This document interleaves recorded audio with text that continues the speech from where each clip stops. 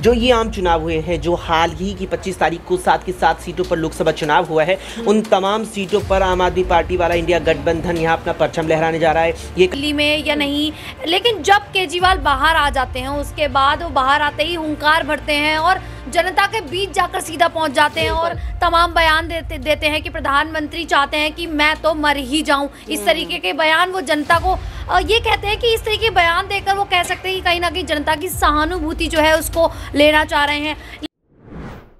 नमस्कार, मैं आश्रुति वोहरा और आप देख रहे हैं नेक्स्ट 9 न्यूज़। आपका बहुत बहुत स्वागत है हमारे इस खास प्रोग्राम सियासी पंचनामा में।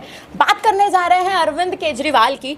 अरविंद केजरीवाल का दिन अब नजदीक है एक बार फिर से वापस खुद को सरेंडर करने का, लेकिन जैसे जैसे दिन नजदीक आ रहा है वैसे वैसे अरविंद केजरीवाल का जो डर है वो बढ़ता जा रहा है। और डर बढ़ने का कारण क्योंकि दिल्ली में अभी मतदान हुआ है और मतगणना बेहद नजदीक है। कहीं ना कहीं अभी भी अरविंद केजरीवाल और आम आदमी पार्टी इस बात पर दाव नहीं ठोक रहे हैं कि दिल्ली में एक बार फिर से आम आदमी पार्टी की सरकार बनेगी। और उसी डर के चलते, कहीं ना कहीं उसी खौफ के चलते अरविंद केजरीवाल ने एक बार फिर से सुप्रीम कोर्ट में अपनी याचिका दायर की और इस याचिका में उन्होंने इस बात का जिक्र किया कि 7 दिन तक उनकी जमानत को बढ़ा दिया जाए।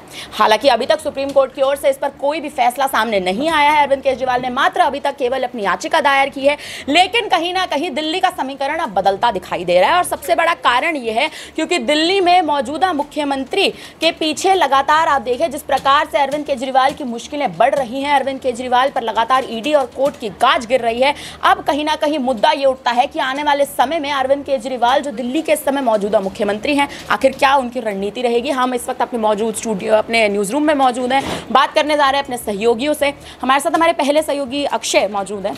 अक्षय, आपका स्वागत है।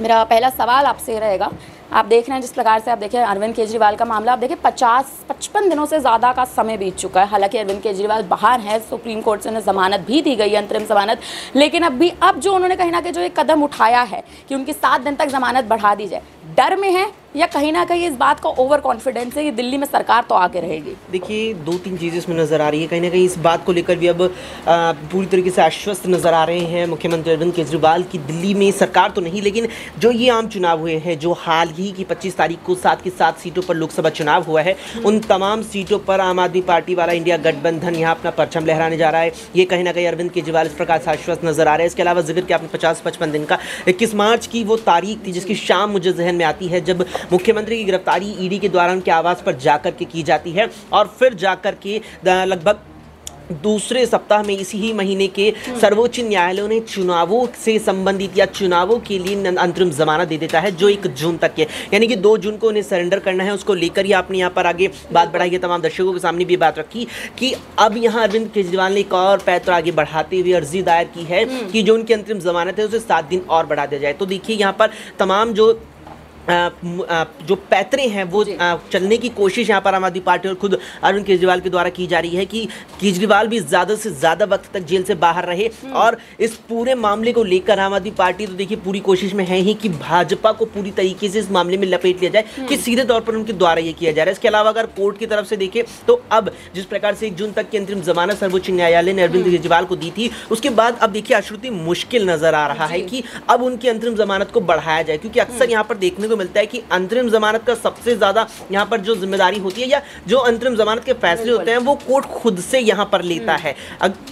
आमतौर पर आप जमानत में देखिए बहुत चीज़ों सीधी जमानत होती है, उसमें यहाँ पर जो है कोर्ट कहीं ना कहीं राहत दे देता है जो पूरा मामला होता है या जो आरोपी होता है उसको लेकर के, लेकिन अंतरिम जमानत में मामला यहाँ पर थोड़ा मुश्किल है। बहरहाल अब देखना है कि कोर्ट आखिर कुछ क्या फैसला लेता नजर आता है। बिल्कुल, कहीं ना कहीं कोर्ट अब आखिर क्या फैसला लेता है ये एक देखने वाली बात होगी, लेकिन मुद्दा तब भी यही है कि क्या सच में आम आदमी पार्टी की जो इस समय स्थिति है और जिस प्रकार से अरविंद केजरीवाल लगातार आप देखिए कमान संभालने की कोशिश कर रहे हैं, इस पर बात करेंगे। हमारे साथ हमारी दूसरी सहयोगी शालिनी मौजूद है। शालिनी, दिल्ली में आप देखें मतदान हो चुका है, करीबन 55% जो इस बार का आंकड़ा है वो दिल्ली में मतदान का है। जनता की नाराजगी इसके पीछे कारण है या फिर आम आदमी पार्टी का आप देख रहे हैं जिस प्रकार से स्तर कहीं ना कहीं डूब रहा था, कमान कहीं ना कहीं ढीली पड़ी थी, या कारण किस हिसाब से आपको लगता है दिल्ली में मतदान कम होने का? देखिए, इस बार सिर्फ ना केवल दिल्ली में ही बल्कि अगर देखा जाए तो ओवरऑल जो इस बार मतदान हुआ है उसमें कई लोग सरकार से नाराज़ हैं, कोई नेता से नाराज़ है, कोई इस चीज़ को लेकर नाराज़ है कि उनके गाँव में सड़कें नहीं बनी हैं, या पुलिया वगैरह को लेकर देखा जाए तो कई तमाम ऐसे मुद्दे उठाए गए जिसको लेकर लोगों ने इस बार मतदान से बहिष्कार किया है। खबरें ये भी सामने आई हैं कि पूरे के पूरे जो गाँव थे उन्होंने बहिष्कार कर दिया है मतदान का, नाराज़गी जताते हुए वो पोलिंग बूथ पर ही नहीं पहुंचे। इस तरह की खबरें भी सामने आई हैं। लेकिन जिस प्रकार से पहले ये कयास लगाए जा रहे थे कि आम आदमी पार्टी के मुखिया अरविंद केजरीवाल जेल में है, तो ऐसे में क्या आम आदमी पार्टी जीत हासिल कर भी पाएगी दिल्ली में या नहीं। लेकिन जब केजरीवाल बाहर आ जाते हैं उसके बाद वो बाहर आते ही हुंकार भरते हैं और जनता के बीच जाकर सीधा पहुंच जाते हैं और तमाम बयान देते हैं कि प्रधानमंत्री चाहते हैं कि मैं तो मर ही जाऊं। इस तरीके के बयान वो जनता को ये कहते हैं कि इस तरीके के बयान देकर वो कह सकते हैं कि कहीं ना कहीं जनता की सहानुभूति जो है उसको लेना चाह रहे हैं। लेकिन अब जो उन्होंने याचिका दायर की है उसमें भी वो ये मांग कर रहे हैं कि उनकी जो तबीयत है वो खराब हो रही है, तो उन्हें 2-3 दिन चाहिए चेकअप कराने के लिए, डॉक्टर ने बोला है ऐसा करने के लिए। तो ऐसे में यही देखा जा रहा है कि कहीं ना कहीं एक जो घबराहट है दोबारा से जेल में जाने की वो दिखाई दे रही है। घबराहट के चलते ये मुद्दा उठा है, बिल्कुल कहा जा सकता है, क्योंकि वो जेल में है। लगातार मनीष सिसोदिया भी मांग कर रहे हैं कि उन्हें जमानत मिलनी चाहिए, लेकिन उन्हें नहीं मिली है। अब ऐसे में दोबारा से सीएम केजरीवाल अगर जेल में जाते हैं तो ये तो नॉर्मल सी बात है कि अगर कोई भी इंसान जेल में जाएगा दोबारा तो उन्हें घबराहट रहेगी और वो नहीं चाहेंगे कि दोबारा उन्हें जेल में जाना पड़े।